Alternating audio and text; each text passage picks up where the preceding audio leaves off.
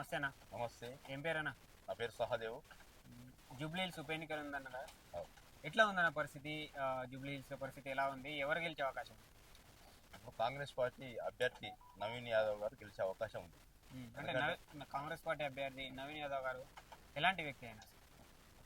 ఎలాంటి వ్యక్తి అంటే ఒక యువకుడు, ఉమ్, చదువుకునే వ్యక్తి, ఉమ్, సంఘ సేవ చేసే వ్యక్తి, ఉమ్, సమాజంలో ఆల్రెడీ తెలిసిన వ్యక్తి, ఉమ్, విద్యార్థులకి, బడుగు బలహీన వర్గాలకి, అంటరాని వాళ్ళకి ఎవరికైనా కూడా తోడుగా ఉంటున్నాడు. మనిషి ఇంకోటి ఏంటంటే ఆపదంటే ఆదుకోవడానికి వస్తున్నాడు. ఉమ్, ఖచ్చితంగా ఏదైనా ఉంటే అన్నా నేను ఇబ్బంది ఉంది నాకు అంటే ఖచ్చితంగా ఆయన ఎంబడొచ్చి అక్కడ కార్యక్రమాలు చేసి ఏదైనా ఉన్న ఇబ్బంది ఉన్నా కూడా కార్యకర్తలు కావచ్చు, ఇంకా సామాన్య ప్రజలు కావచ్చు, సేవక భావంతో ఉన్నటువంటి వ్యక్తి. ఉమ్, ఆ విధంగా ఆయనకి ఖచ్చితంగా ఓట్లు వేసే అవకాశం ఉంటుంది. ఇంకోటి ఏంటంటే కాంగ్రెస్ పార్టీ అధికారంలో ఉంది. ఇప్పుడున్న యువ నాయకుడు ముఖ్యమంత్రి రేవంత్ రెడ్డి గారు కూడా ఉమ్, ఖచ్చితంగా జూబ్లీహిల్స్ నియోజకవర్గాన్ని డెవలప్ చేసే ఆలోచన ఉంది. ఉమ్. ఆ విధంగానే ఆలోచించి ప్రజలు కూడా ఓటేసే అవకాశం ఖచ్చితంగా నవీన్ యాదవ్ గారికి గెలిపించే అవకాశం 100% ఉంది. ఏదైతే ఇక్కడ దివంగత ఎమ్మెల్యే మాగంటి గోపీనాథ్ గారు ఉన్నారో, ఆయన చనిపోయారు. ఇప్పుడు ఆయన సతీమణి పోటీ చేస్తూ ఉన్నారు, సునీత గారు. సో చనిపోయినందుకు ఏమైనా సానుభూతి ఉండే అవకాశం ఉందా, కనబడే అవకాశం ఉందా వాళ్ళ మీద? అంటే సానుభూతి అంటే ఉమ్, మాగంటి గోపీనాథ్ గారు ఉన్నటువంటి పరిస్థితులను బట్టి, అప్పుడు ఆయన చేసినటువంటి అరాచకాలను బట్టి ఆయన డెవలప్ చేసింది అయితే ఏం లేదు. టీఆర్ఎస్ పార్టీకి వెళ్ళి 2 సార్లు ఎమ్మెల్యే అయినా కూడా ఆయన గతంలో టీడీపీకి వెళ్ళి గెలిచిండు, తర్వాత టీఆర్ఎస్ లో గెలిచిండు. అప్పటి నుంచి అభివృద్ధి అయితే ఏం చెందలేదు. టీఆర్ఎస్ ఏ విధంగా చూపిస్తుందో ఆ విధంగానే ఉన్నాయి, ఏ విధంగా మోరికాలు ఆ విధంగా ఉన్నాయి. జూబ్లీస్ లో ఉన్నటువంటి ఎక్కడైతే అట్టాడు బస్తీలు ఉన్నాయి కదా, బస్తీలో ఉన్న సమస్యలు కూడా అట్టే ఉన్నాయి, మార్పు అయితే ఏం రాలేదు. ఇప్పుడు ఎందుకంటే యువ నాయకుడు, ఇక్కడ ఉన్న లోకల్ క్యాండిడేట్, జూబ్లీస్ కావచ్చు, తర్వాత ఫిలిం నగర్ కావచ్చు, బస్తీల నుంచి వచ్చినటువంటి వ్యక్తి, ఆ విధంగా ఆయనకు ఉన్నటువంటి అవగాహనతోని ఈ జూబ్లీస్ నియోజకవర్గ బస్తీలు కావచ్చు, బడుగు బలహీన కావచ్చు, మైనార్టీలు కావచ్చు ఆదరించే ఆలోచన ఉంది. దీన్ని డెవలప్ చేసే ఆలోచన నవీన్ యాదవ్ గారికి బాగా పట్టుందనే సంగతి మనకు తెలిసిన విషయం. ఎట్లా ఉందన్న రేవంత్ రెడ్డి గారి పరిపాలన? ఎట్లా అనిపిస్తా ఉంది? రేవంత్ రెడ్డి గారి పరిపాలన ఇప్పటివరకు అయితే బాగానే ఉంది.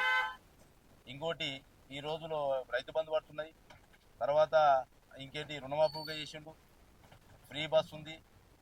ఇంకోటి విద్యార్థులకి మొన్న గ్రూప్ 1 గ్రూప్ 2 ఉడక చాలా మందికి జాబులు వచ్చేసినాయి. ఇంతకుముందు ఉడక ఏది నర్సులు, చాలా వరకు విద్యార్థులకి చాలా వరకు మేలని చెప్పొచ్చు. ఏదైతే కాంగ్రెస్ గవర్నమెంట్ వచ్చి 2 సంవత్సరాలు అవుతుంది, ఏవైతే వాళ్ళు చేసిన సంక్షేమ పథకాలు ఏవైతే ఉన్నాయో ఎక్కడ వరకు అందుతా ఉన్నాయి జనాలకు? ఏ ఏ పథకాలు అందుతా ఉన్నాయి వాళ్ళకి? ఇప్పుడు పథకాలు అనేది ఇప్పుడు 6 పథకాలు అన్నారు. 6 పథకాలలో దాదాపుగా 4 వరకు అందినాయి. ఇప్పుడు ఎందుకంటే ఫ్రీ బస్ ఒకటి, ఇప్పుడు రుణమాఫీ ఒకటి 2, తర్వాత ఇందిరమ్మ ఇల్లు, అదే ఇందిరమ్మ ఇల్లు, అవి ఆల్రెడీ గ్రామాల పోటీ అన్నిట్లా కడుతూనే ఉన్నారు. ప్రతి గ్రామానికి 25, 30, 40 ఇల్లు వచ్చినాయి. ఇంతవరకు ఇలా మళ్ళీ ఇది రేషన్ కార్డులు కూడా వచ్చినాయి. ఇంతకుముందు గత 10 సంవత్సరాల కింద టీఆర్ఎస్ ప్రభుత్వం ఉన్నది, అసలు ఏమీ రాలేదు, ఏం చేయలేదు.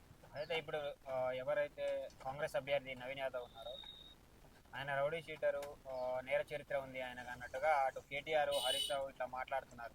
ఇట్లా చూస్తారు అసలు దాన్ని? ఇప్పుడు కేటీఆర్కు ఏదో అంటారు పచ్చ కర్రలోకి వస్తే పచ్చ కర్రలోకి వస్తే లోకమంతా పచ్చని అన్నట్టు, ఎర్ర చీర కట్టుకున్నంత నా భార్య అన్నట్టు.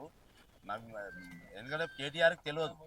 కేటీఆర్కు తెలంగాణలో ఎటువంటి ఆయన తిరిగి అమెరికాలో ఉండి వచ్చిండు, కానీ తెలంగాణలో ఏం జరుగుతుంది ఏం కదా అనేది, ఈ జూబ్లీస్లో ఏ విధంగా ఉండేది మాత్రం ఆయనకు తెలియదు. ఆయన తిరిగినోడు కాదు. ఇప్పుడు నవీన్ యాదవ్ గారు లోకల్, ఆయనకు ప్రతి బస్తీలో, ప్రతి గల్లీలో, ప్రతి ఏం జరుగుతుంది, ఏం జరుగుతుంది, ఏం జరగబోతుంది, ప్రతి ఒక్కటి పిలిస్తే పలికే వ్యక్తి నవీన్ యాదవ్ గారు. అతనికి ఆ రౌడీ ఇష్టం లేదు. ఆయన ఎందుకంటే చదువుకునే వ్యక్తి, ఒక జ్ఞానంతో వచ్చినటువంటి వ్యక్తి. అదేదో చరిత్ర అది వేరే. ఇప్పుడు ట్రెండ్ ఏంది, ఇది వచ్చేసి హైటెక్ ట్రెండ్.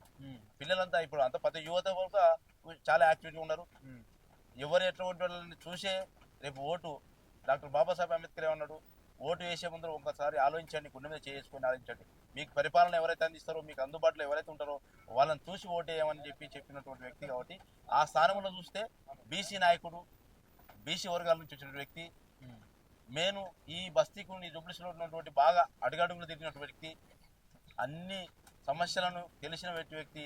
కాబట్టి నవీన్ యాదవ్కి ఒక బీసీ ఆలోచన కావచ్చు, బీసీ సామాజిక వర్గం కావచ్చు, బడుగు బలహీన వర్గాలు కావచ్చు, మైనార్టీలు కావచ్చు, కూడా లోకల్ ఉంటాడు బాగుంటుంది అనే ఆలోచనతో వేసే అవకాశం నవీన్ యాదవ్కి 100% ఖచ్చితంగా గెలుస్తాడని ఉంది.